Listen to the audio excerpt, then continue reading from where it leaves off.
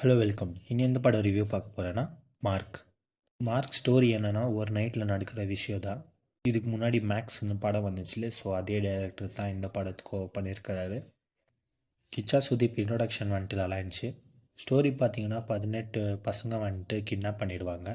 So அவங்கள கண்டுபிடிக்கிறதுக்கு நம்ம கிச்சா சுதீப் வந்துட்டு சஸ்பெண்ட் ஆகிருப்பார், போலீஸ் ஆஃபீஸர் அவர்.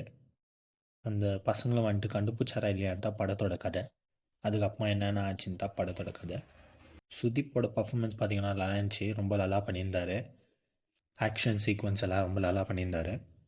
போனால் இந்த படத்தில் நிறைய பேர் கேஸ்டிங் ஆகிருக்கிறாங்க. ரவிச்சந்திரா, யோகி பாபு, அப்புறமா வந்துட்டு நவீன் சந்திரா, குரு சோமச்சந்திரா, பிஎம் குமார், ரோஷினி பிரகாஷ், அவங்களாம் நிறைய பேர் ஆகிருக்கிறாங்க. எல்லாரோட பர்ஃபார்மன்ஸும் என்னென்ன குத்த ரோல் அவங்க ரொம்ப நல்லா பண்ணியிருக்கிறாங்க.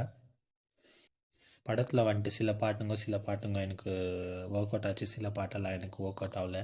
படத்தில் பிஜிஎம் பார்த்திங்கன்னா இன்னும் நல்லா பண்ணியிருக்கலாமோ தோணுச்சு. இந்த கதை பார்த்திங்கன்னா நிறைய டைரெக்ஷனில் போகும். ஸ்டோரி நிறைய இடத்துல விஷயம் நடக்கிற மாதிரி காமிச்சிருப்பாங்க, பேரலெல்லாம் காமிச்சிருப்பாங்க. ஆனால் அது வந்துட்டு சரியாக இவங்க ஒர்க் பண்ணலன்னு சொல்லுவேன்.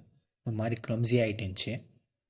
படத்தில் வந்துட்டு டைலாக்கெல்லாம் ஓகேன்னு சொல்லுவேன். இன்னும் நல்லா பண்ணியிருந்துக்கலாம், டைலாக்கெல்லாம் இன்னும் நல்லா எழுதிருக்கலாம். மூவி வந்துட்டு ப்ரிடிக்டபுளாக தான் இருந்துச்சு. அப்புறமா வந்துட்டு படத்தில் வந்துட்டு லாஜிக் எதிர்பார்க்க முடியாது. ஓவரால் பார்த்தீங்கன்னா ஒரு ஒன் டைம் வாட்சபிள். போய் தேட்டரில் போய் பாருங்கள். தேங்க்யூ.